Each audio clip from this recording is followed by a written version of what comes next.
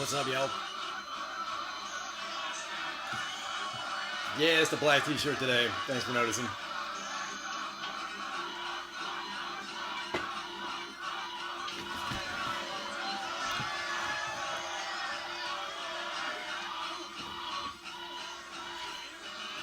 I'll give you the cover of what we're listening to. It's a 2-disc. This is the second disc. There's some hints. Vague ones. I love this band. I love this album. It is, to me, it is extreme. This is extreme. I don't give a fuck what you say. I've heard this called a disturbing album. And this band is known for disturbing albums. Sonic, just torture. But there's some cool shit in it. Like, if you gut it out. Many rainy days that I stay inside, reading a comic, reading a book, or painting a model. Yeah. Listening to this weird ass album all the way through X and Y by the 2-disc X and Y.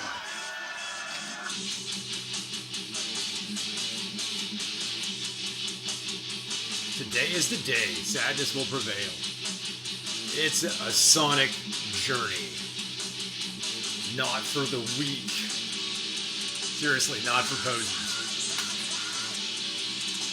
I doubt most of y'all could hack listening to this straight through.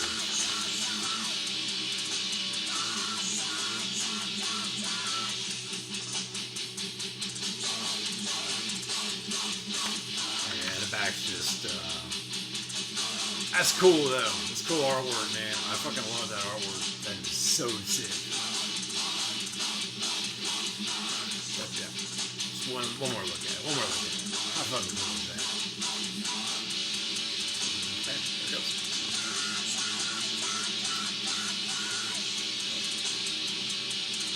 We're listening to the second disc on a 2-disc, so it's going so, but it's in there.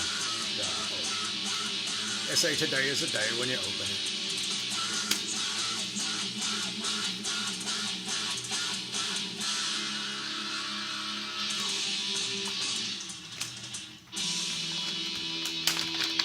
I was fortunate enough to see this band play at least twice. I saw them once at Cardi's, 59 in Bissonnet in Houston, Southwest Side. Another time, I think I saw them at Fitzgerald's on White Oak and Studemont, downstairs. I think both those venues are gone. Unfortunately.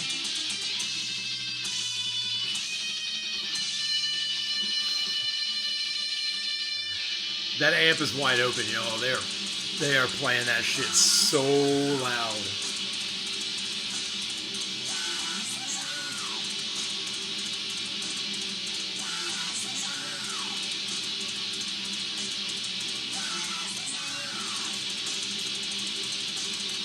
I saw these guys once.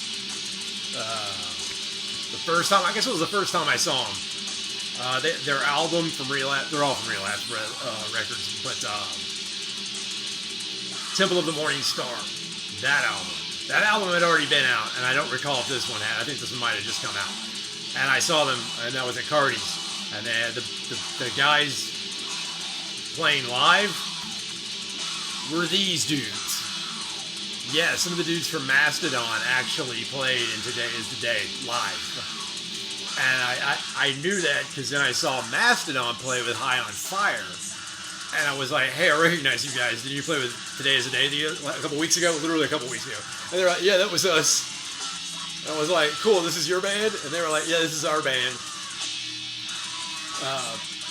So I was like, oh, okay, cool. And I knew High on Fire, so... And I think I knew Mastodon. I think they had a release, an early enough release that I was aware of their name.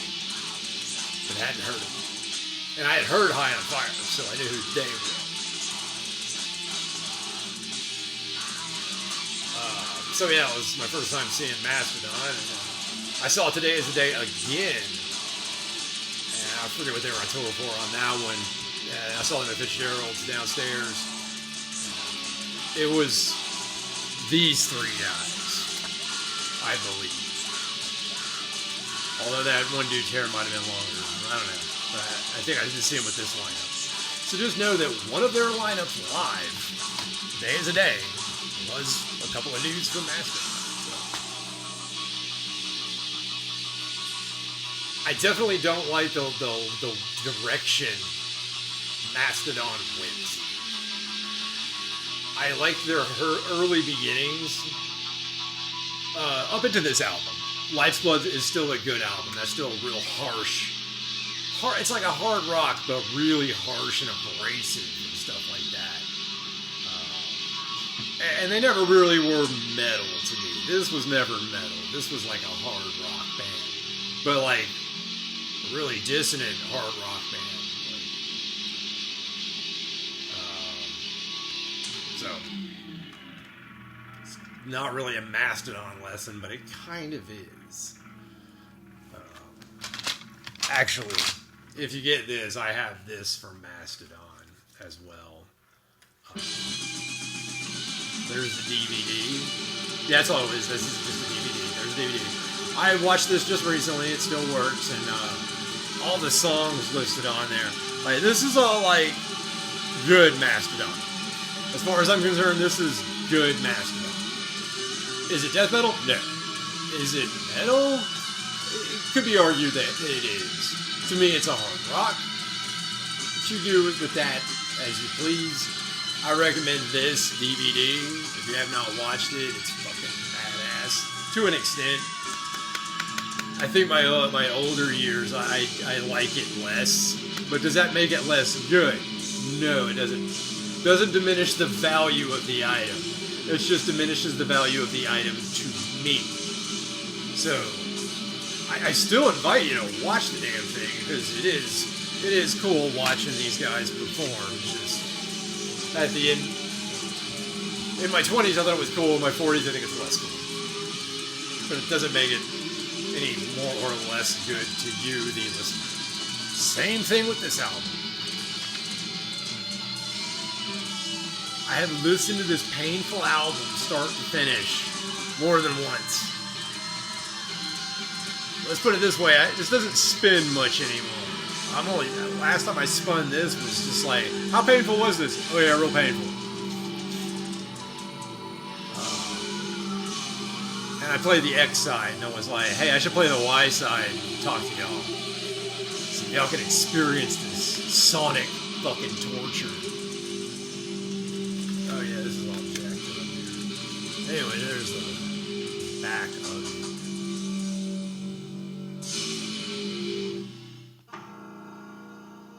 So, yeah. If you don't believe me, there it is, but I'm not holding that whole damn thing up for you. Go to Metal Archives, I'm sure it's there. Oh yeah, this gets real dissonant and rhythmically and harmonically, and it's a cacophony of sound. And it's brilliant that they pulled that off. Just know as a listener, it's abusive. It's abusive. But these moments like this, where they just chill you out, like, dude, it's cool, bro. Now we're just gonna get creepy on you. Wait, don't believe me? It's not creepy. It's alright, it's okay, something to live for. Jesus told me so. That's in kind of a standard.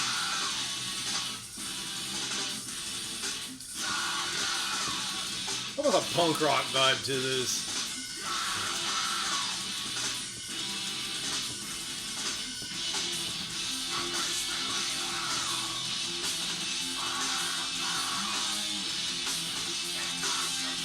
So this guy, Steve Austin, that did Today Is a Day, I think he went on to produce Burn the Priest and Lamb of God's first record. First one, I'm not sure about the second or subsequent. So I know Burn the Priest was done by this main dude here, Steve Austin or whatever. Yeah, that guy. So look up this dude's career, because he was kind of got a lot of bands going. Had a studio in Nashville, Tennessee, I believe, and that was unheard of to have an extreme music guy in Nashville. That's like an industry town. Everybody says it's country. It's like, it's industry. It's music business, music industry. Just a lot of producers live there. It's where a lot of people live. They're so-and-sos in the music business. And I mean commercial music business. I don't mean like Justin down there in Ohio. Or Hound in Texas. No, I don't mean those dudes. Because those dudes are all independent doing it amongst themselves. Those people that live in Nashville, they've been in the business all generational. There's generational people down there. They've been in the business like third generation now. It's crazy weird down there, man, in Nashville. Austin, Texas used to have that vibe, but it was in a very Austin, Texas way. Seriously hit me. No way. I have absolutely no fucking money. Fucking weird. I have no hope of getting any money until Colvin is finished. Aesthetically, I'm not ready. The script is not ready. The casting hasn't even begun. The locations are scant at best. Yeah, I don't know. It's like a producer talking about a movie. I just wish I knew what that was. There's weird shit like this, too. It's almost like when he's singing and screaming and playing the songs, like, that's the release. That's the, like, oh, man, something I recognize and understand. And then you go back to this crazy-ass dissonance and just odd sounds and just textures. Fucking crazy. Yeah, I said textures. That's such a fucking elitist thing to say. A musical snob. Yeah, I guess I can be a little bit of a musical snob. So, I'm not going to give my credentials, but I can be a snob about a lot of things. We all can, I hope. I hope you're a snob at something. That you're that well versed in something that you can be that way about it. Just shows you know stuff. Your brain isn't wasted.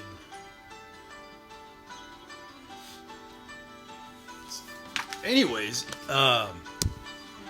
Steve Austin, yeah. Out in Nashville, Tennessee. I don't know if he still is. I know he was there for a while. Mastodon, yeah, I don't know. But anyways, back to today.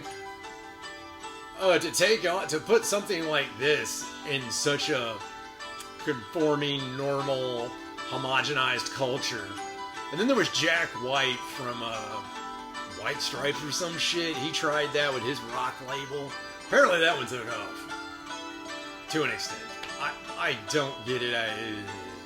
It's too commercial for me. It's too commercial. Normal people are like, yeah, I listen to it. It's the best thing ever. And I'm like, fuck, you're only saying that because it's on the radio. It's only because it's blasted into your fucking face. If you took all that away and you just didn't hear that shit and you actually just listen to shit, yeah, you might still think it was cool, but then you'd listen to this and be like, whoa, there's depth here. There's a lot going on. This isn't just get you on the dance floor. This is like stuff to be just experienced, man. Now, is this something you're gonna jam? Well, nah, it's not like a classic, like, you know. Well, name a classic.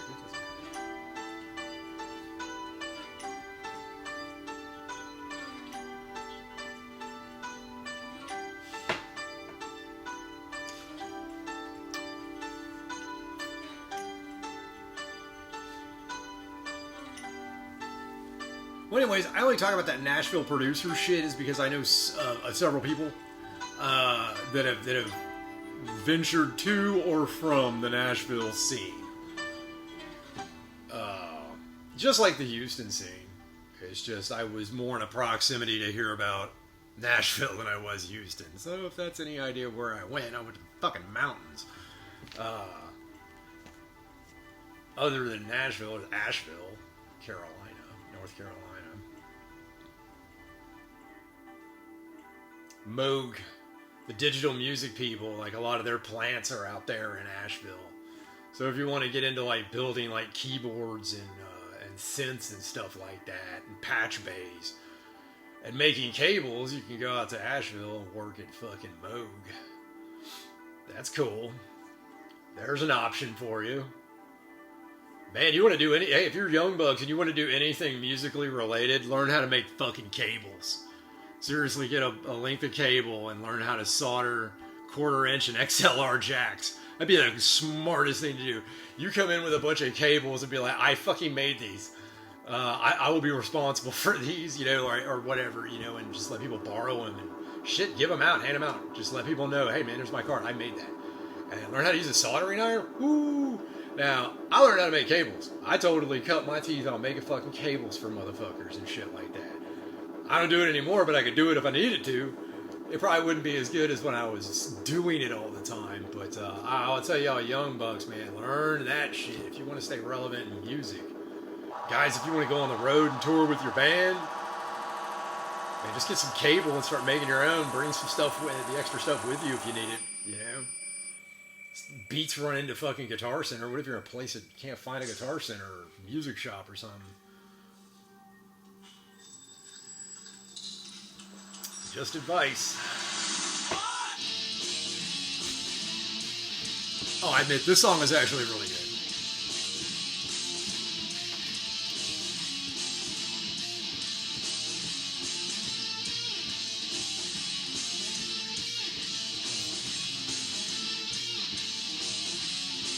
It never resolves when you think it is. There it is. Right back to it. There's our resolution. Oh. Can you see it? Where the song's going already? Yeah. Higher dramatically.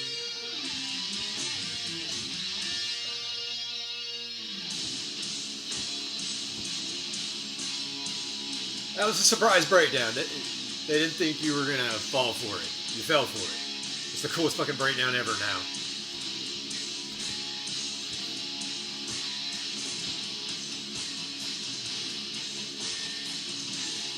I wish I knew what track this was. Oh. It's track 5 on the second disc, but they're not laid out in a way that I know what the fuck that is on this blurb of words here. I used to know where it was, the track, star track, disc, which was disc 1, which was disc 2.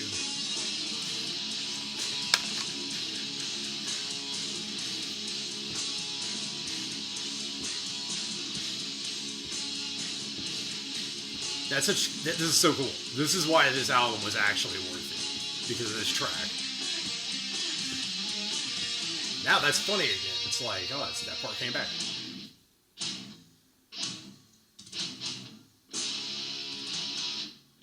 Yeah, I changed it.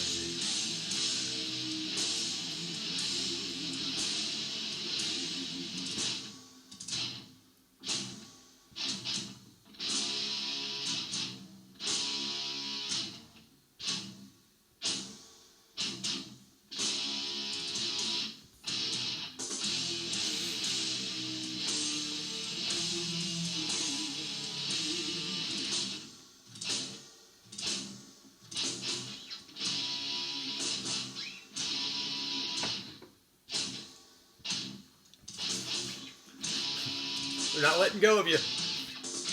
There they go.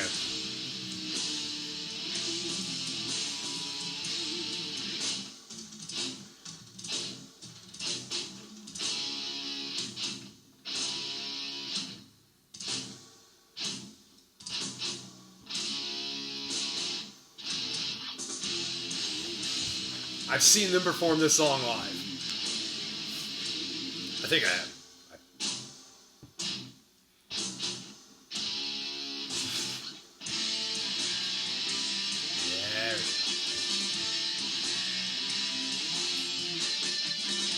It's a new part of the song. It's not even back to anything they had before. Just like, but it's such a welcome change. And then it goes away. Oh, volume back up. That's cool. They turn the volume down, turn it back up. Oppressor did that. Oppressor was from Chicago.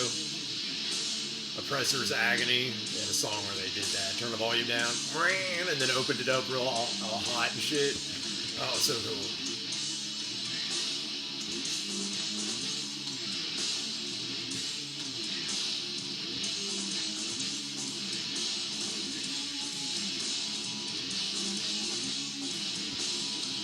And this tension is like, as much tension as you get here, it's more resolution than you've had. So it's just that uneasy bobbing.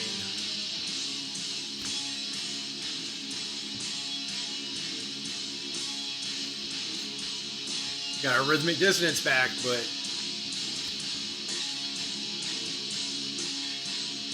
it's at least familiar to us. Yep.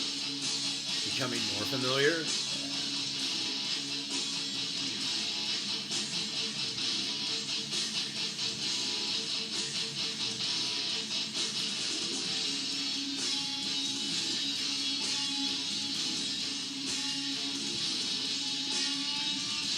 On the upbeats on those.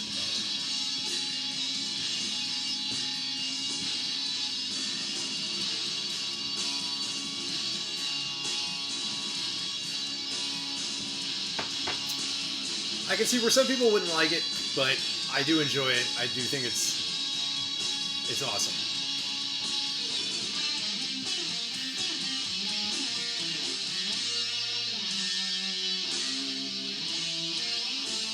Slow it down.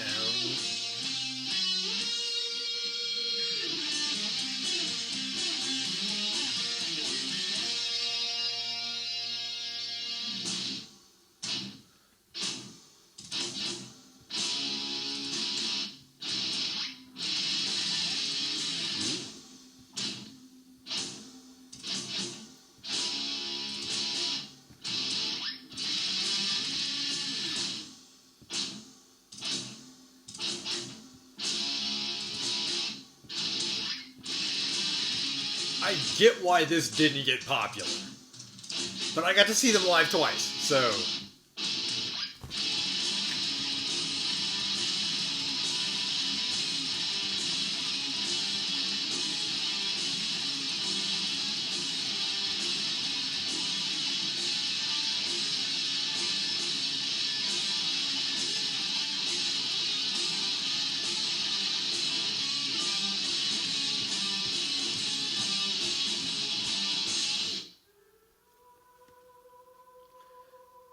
What did y'all think of that? Those of you that stuck through all of that, what did you think of that?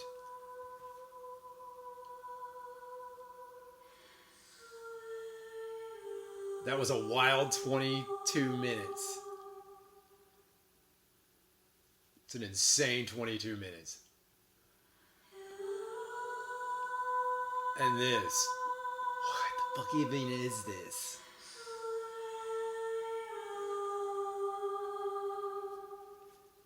That melody sounds familiar. That progression, at least. It seems like I should know that. It sounds so familiar, but I think it was just a very familiar progression with some person singing in another language. Comment down below if you actually know what this is. I don't.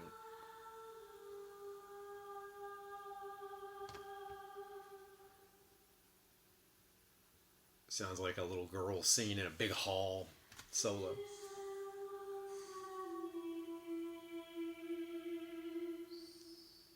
If you've never gotten to hear singers in a hall by themselves practicing, oh dude, that's a real treat. Hearing what those people can do with their voices. I've heard singers that could literally bust eardrums if they so chose to. Like, you did not want to be around those guys if they let out you know.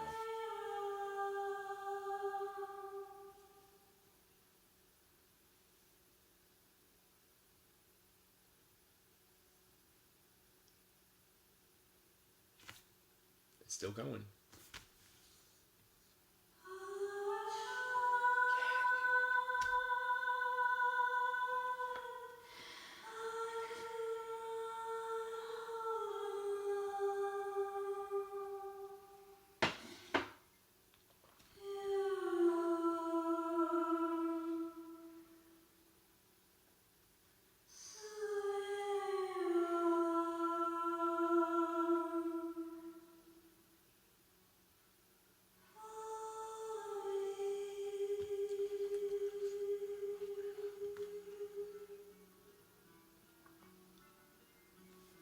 the next track's clicking in.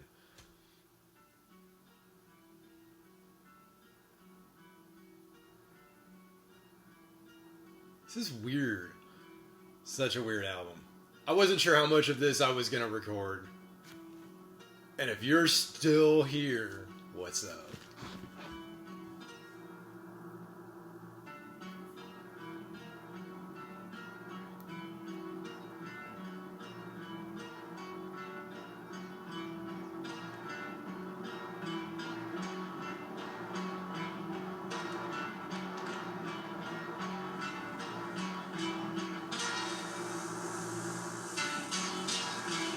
Oh man, that's so loud.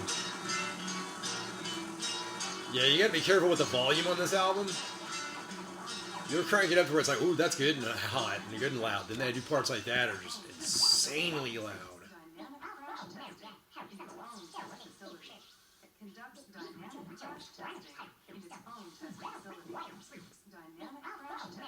That is so creepy. Now we got a new song.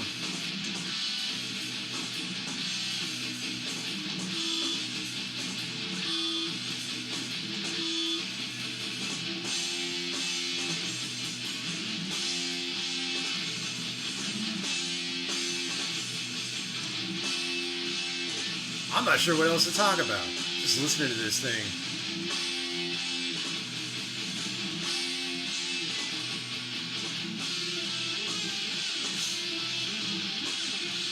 Well, anyway, just 26 minutes, 27. We're not going to do the whole thing. We're going to cut it there. Scatterprod, Appalachian Warlord. It's not voluntary, it's tyranny.